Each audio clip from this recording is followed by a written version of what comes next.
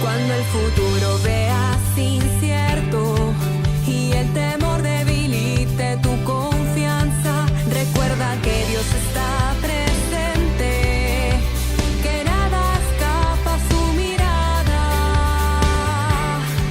El universo entero está en sus manos, nada sucede. ¿Qué tal, amigos? Estamos en este módulo que corresponde con el estudio o la presentación del método histórico crítico.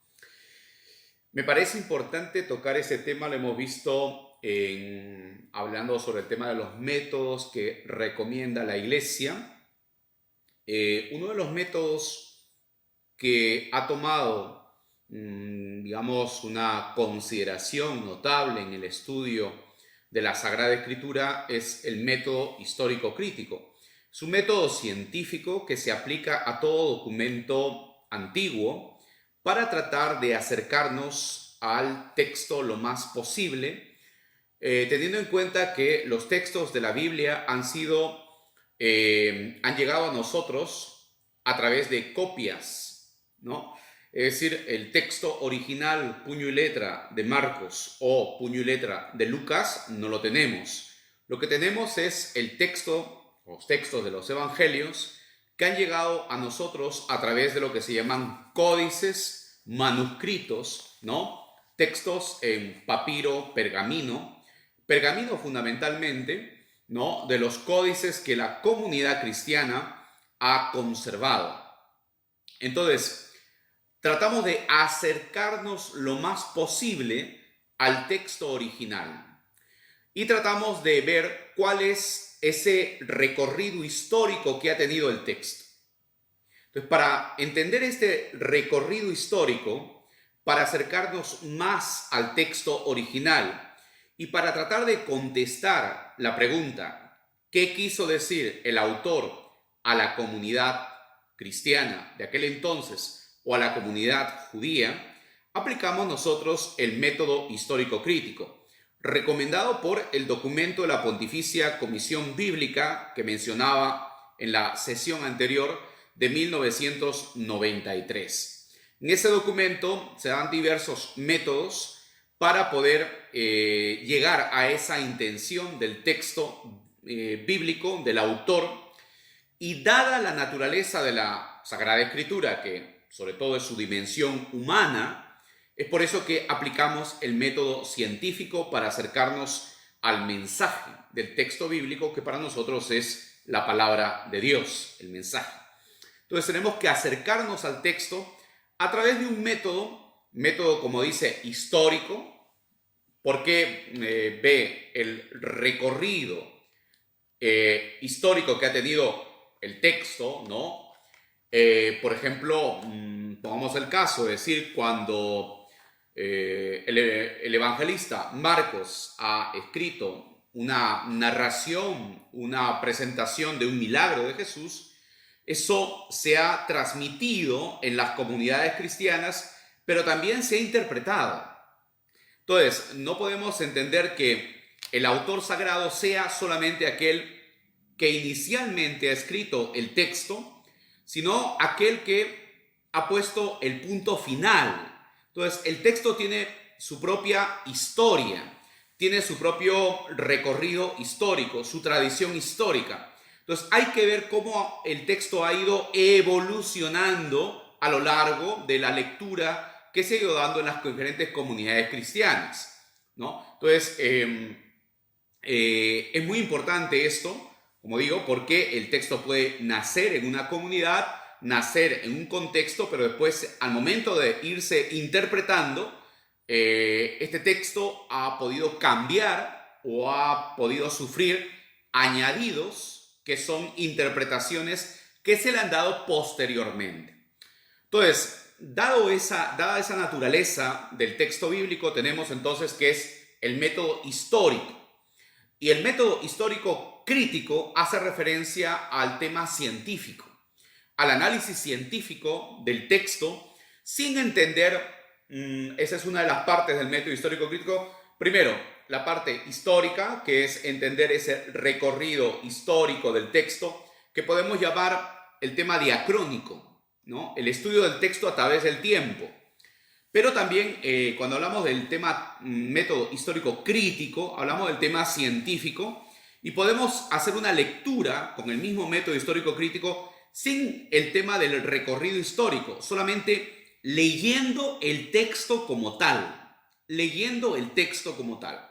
Entonces, el método histórico crítico es un método, como digo, que se aplica a todo manuscrito, texto antiguo, y en este caso la Biblia se presta para este estudio.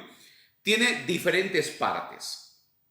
La primera parte corresponde a una parte que podemos decir sincrónica, que no tiene en cuenta la evolución del texto, sino que va a leer el texto como tal, pero lo va a leer a partir de los diferentes manuscritos donde se encuentra el texto bíblico. O sea, una narración, un milagro de Jesús, una parábola que está en los evangelios, cómo aparece en diferentes manuscritos. Porque, como digo, nos ha llegado el texto bíblico a partir de copias, ¿no? Y esas copias, ¿no? Hechas por agiógrafos o personas que han transcrito los textos, han podido cometer errores al momento de transcribir, copiar el texto de un manuscrito a otro manuscrito. Han podido cometer errores o han podido de manera intencional agregar algo al texto.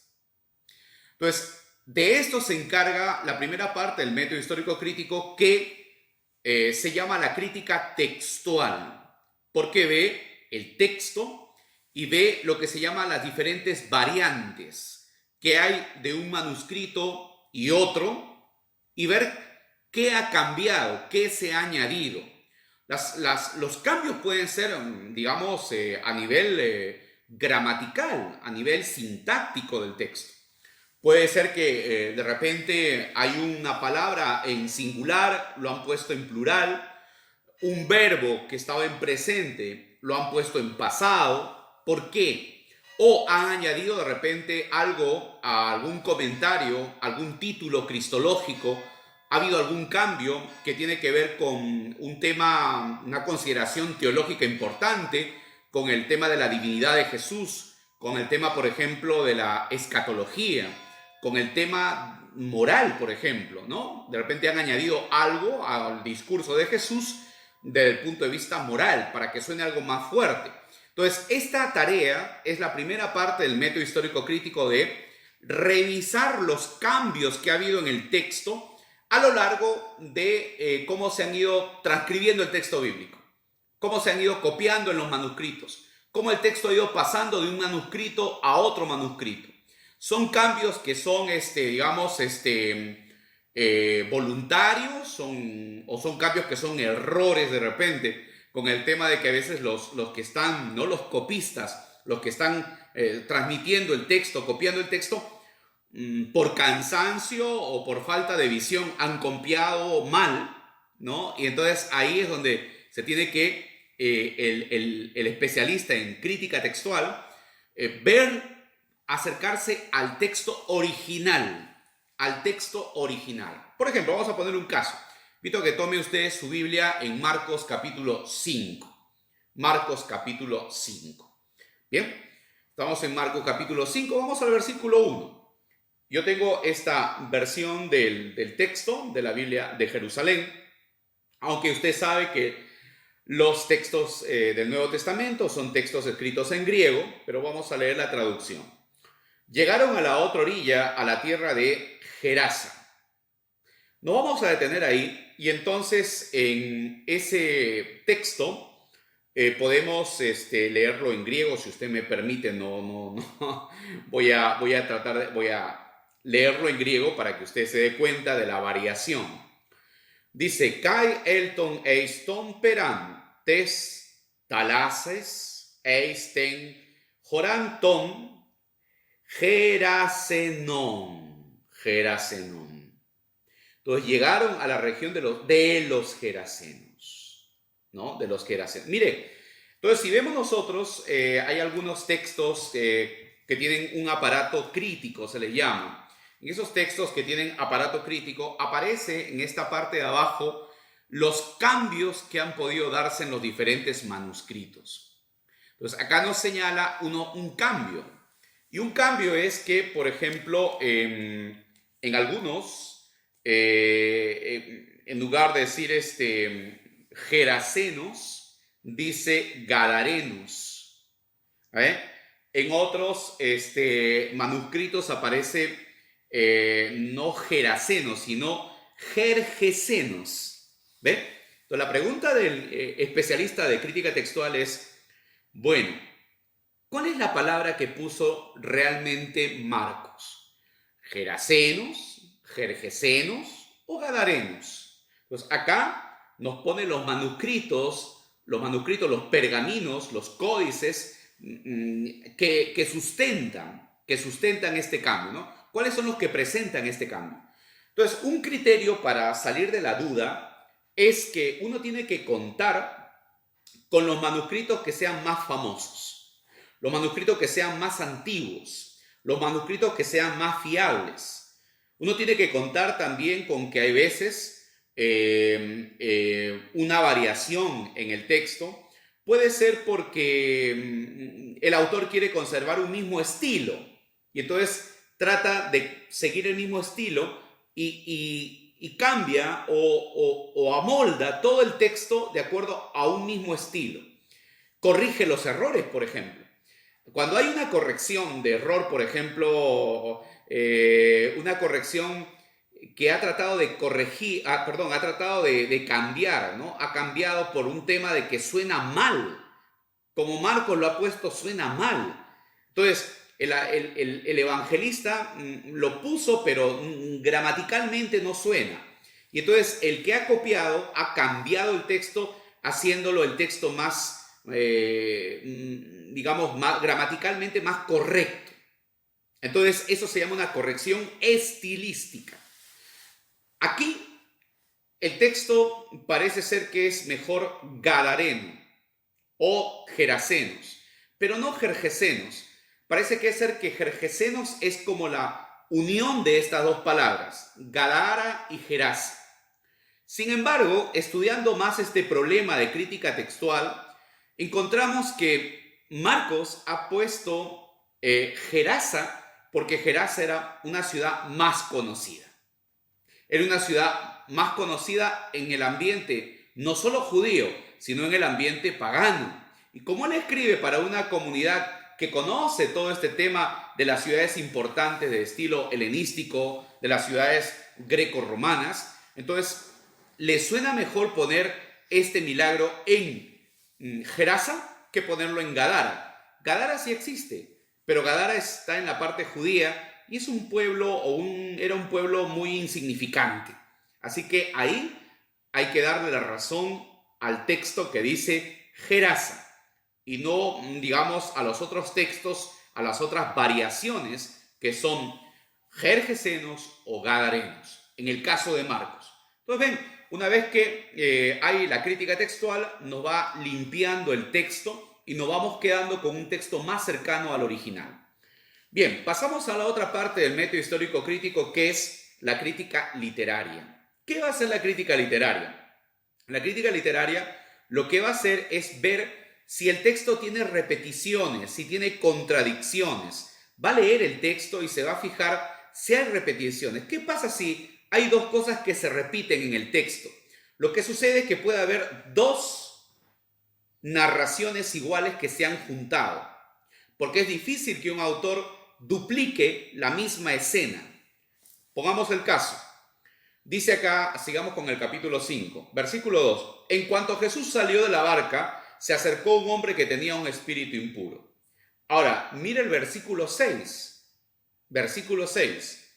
Pero cuando vio de lejos a Jesús, echó a correr y poniéndose de rodillas delante de él, le dijo a gritos.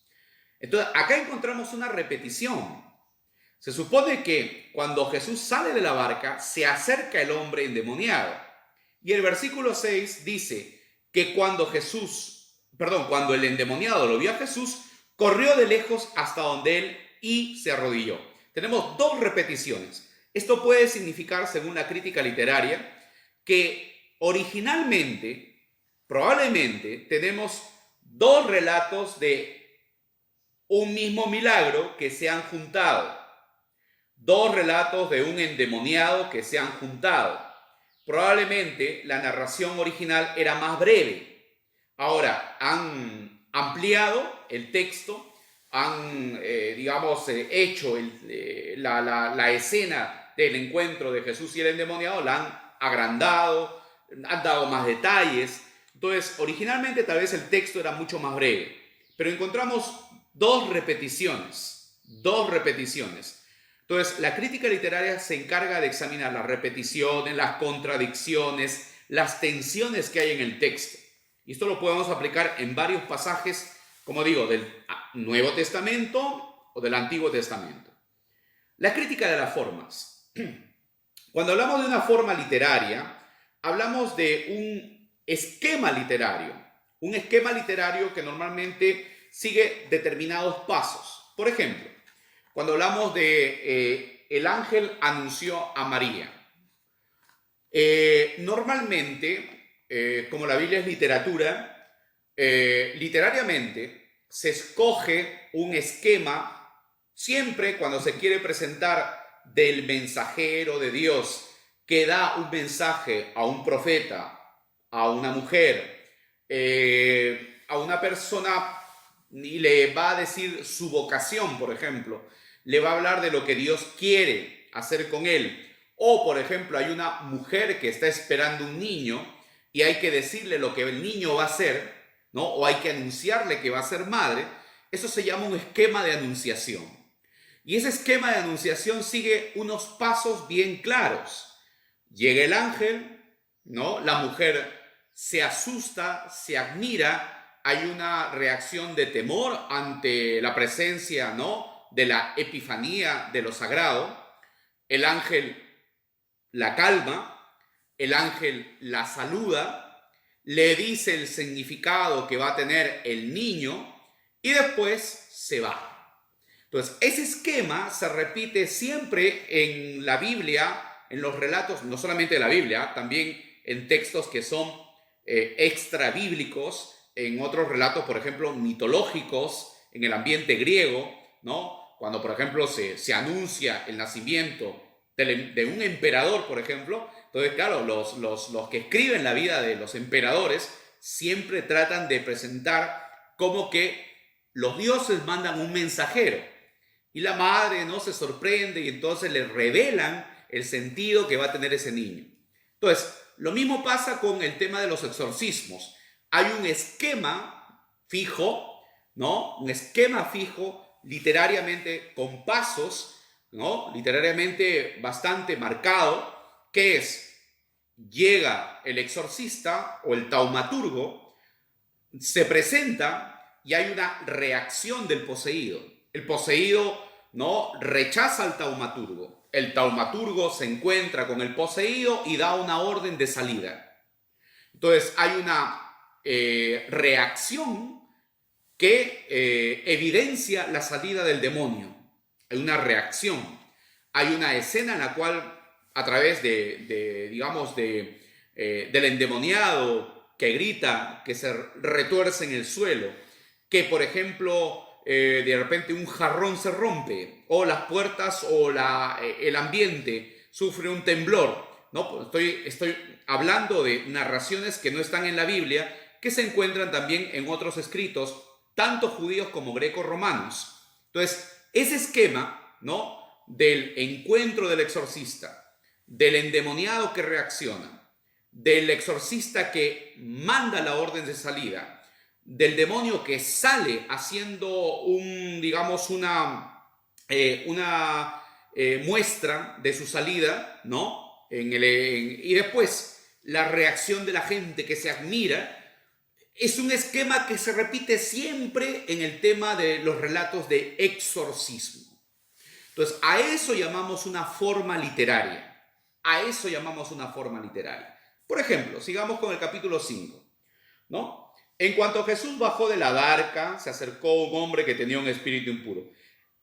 Este hombre había salido entre las tumbas porque vivía en ellas. Acá hay una descripción del endemoniado. Nadie podía sujetarlo, ni siquiera con cadenas, pues aunque muchas veces lo habían atado de pies y manos, siempre había hecho pedazos, ¿no?, las cadenas y nadie podía dominarlo. Andaba día y noche en las tumbas y en los cerros gritando y golpeándose con las piedras. Pero cuando vio a Jesús de lejos, echó a correr y poniéndose de rodilla delante de él, gritó: no te metas conmigo, Jesús, Hijo del Dios Altísimo. Te ruego por Dios, no me atormentes. Es una reacción del espíritu inmundo. Hablaba así porque Jesús le había dicho: espíritu inmundo, sal de este hombre. Entonces es el mandato de salir de parte del exorcista.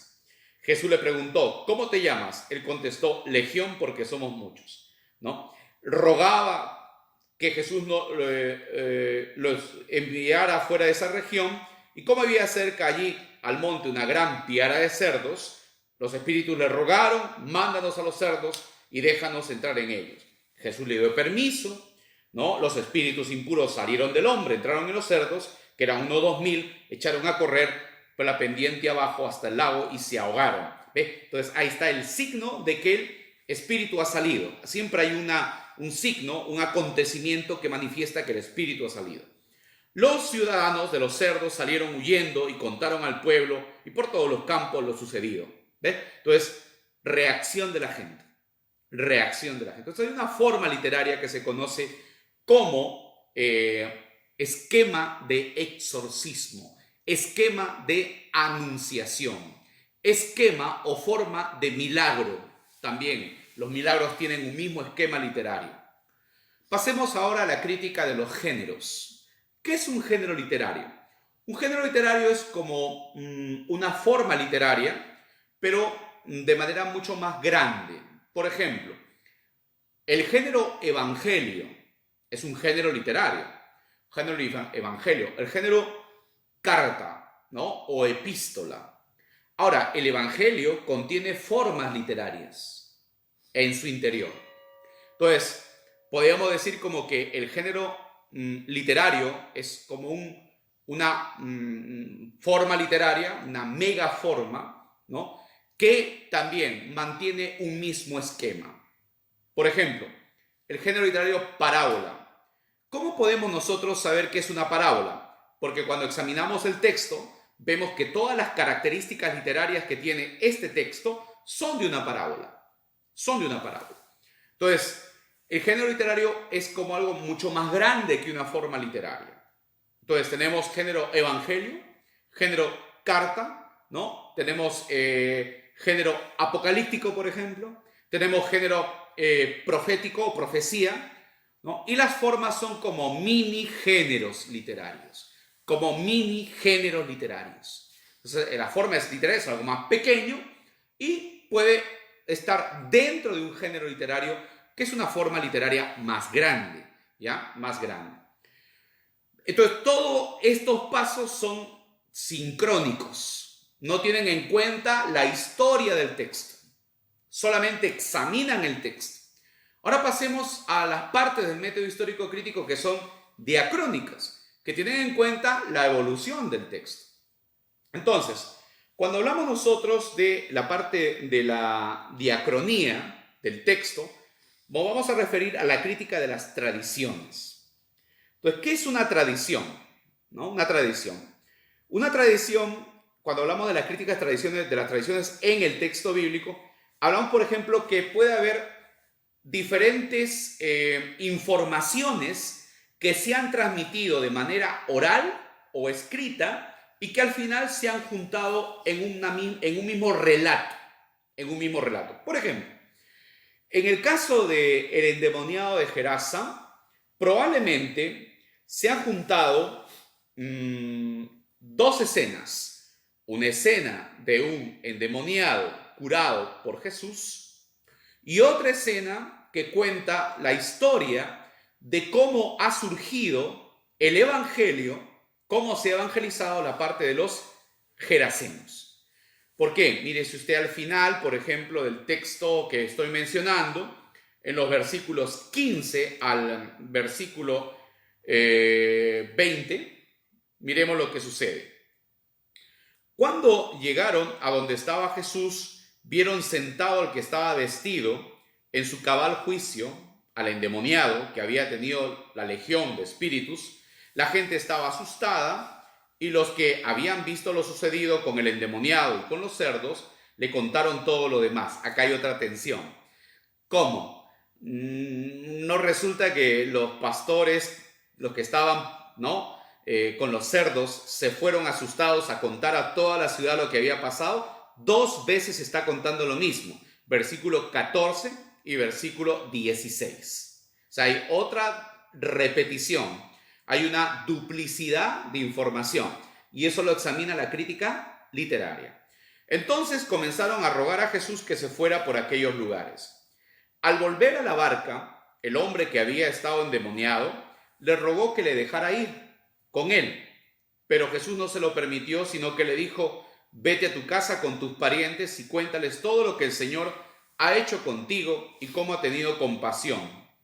El hombre se fue y comenzó a contar por todos los pueblos de la Decápolis cómo Jesús lo había curado, y todos se quedaron admirados. Entonces, ¿qué ha pasado en este relato?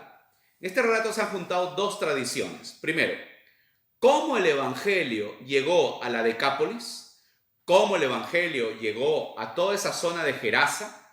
Las Decápolis eran 10 ciudades que se encontraban al otro lado del Jordán. No eran ciudades judías, sino paganas.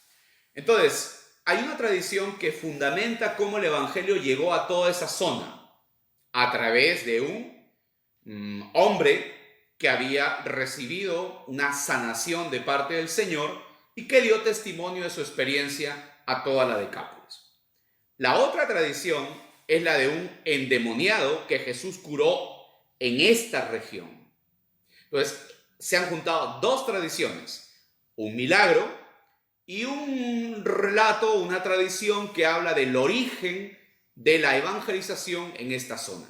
Entonces, a eso nos referimos con crítica de las tradiciones, que trata de estudiar cómo en el texto se han juntado, se han unido 2 tradiciones, y esa ha sido obra del autor. El autor ha juntado estas 2 escenas, ¿no?, que significaban mucho para la comunidad de Marcos, porque la comunidad de Marcos va a tener su origen sobre todo en la parte de la Galilea, en la parte norte, y estas zonas son zonas de las primeras comunidades cristianas. Vamos a la última parte del método histórico crítico, que es el juicio histórico. Juicio histórico es ¿qué sucedió en realidad? Bueno, vamos a ver. ¿Qué sucedió? En realidad, estamos ante una de las cosas que caracteriza el ministerio de Jesús, que es la curación y los exorcismos. Fíjese, los exorcismos son parte de la acción de Dios en los últimos tiempos. Según el pensamiento judío, en el final de los tiempos, en la era mesiánica, el exorcismo es algo que es propio, característico de que el Señor ha llegado, que su Mesías ha llegado, porque es una manera de cómo el mal va retrocediendo y va avanzando el reino de Dios. Jesús lo hizo, muchos testimonios lo confirman, no era extraño en su época. El tema de los exorcismos era muy común en su época. Ahora, ¿qué pasó? Que Jesús haya hecho un exorcismo, lo hizo y los hizo, porque no solamente hay una narración de exorcismo, hay varias narraciones de exorcismo en Jesús, en la historia en los evangelios. Ahora, ¿qué ha pasado? Pues lo que ha pasado es que aquí se está juntando algo que es el contexto histórico. ¿Por qué los demonios piden ir a los cerdos? ¿Sabía usted que en toda esta parte de la región de Gerasa dominaba la 10ª legión romana? Bueno, la 10ª legión romana tenía como símbolo y escudo el cerdo o el jabalí. Entonces, cuando los demonios piden ir a los cerdos, están identificándose con que el mal que gobierna toda esa zona ya es la presencia romana, o es la legión romana que representa el sistema dominador de toda esa zona. Entonces tenemos algo muy importante. El espíritu del mal se representa con la influencia pagana. Ahora, Otra de las cosas es que el texto trata de explicar cómo llegó el Evangelio a esa zona. ¿Y cómo llegó el Evangelio a esa zona? Llegó a través del testimonio de alguien, de algún catequista, converso, de algún misionero que tuvo una experiencia personal del Señor de liberación. Entonces, ¿qué es lo que pasó? Probablemente este texto nos ha transmitido la expulsión o la curación de un hombre que, sintiéndose curado por el Señor, evangelizó a toda esa zona, dio testimonio de la acción a esta zona de la Decápolis, pero identificó que el mal es la influencia pagana, representada en la figura del cerdo, que es la imagen de la 10ª legión romana. Estamos entonces, ahora viene un poco la reflexión teológica. La gente pide a Jesús que se vaya. No, porque la frase es interesante. Los aldeanos le dicen a Jesús, vete. Porque muchas veces preferimos estar con nuestros demonios y permanecer como estamos a sentirnos amenazados por la fuerza de Jesús que nos da liberación. Bien, entonces este es el método histórico crítico, crítica textual, crítica literaria, crítica de las formas, crítica de los géneros, crítica de las tradiciones y crítica histórica. Pero es un método nada más que también tiene sus limitaciones, pero por el momento nos acerca mucho, a entender la intención del autor en el texto bíblico. Muchas gracias.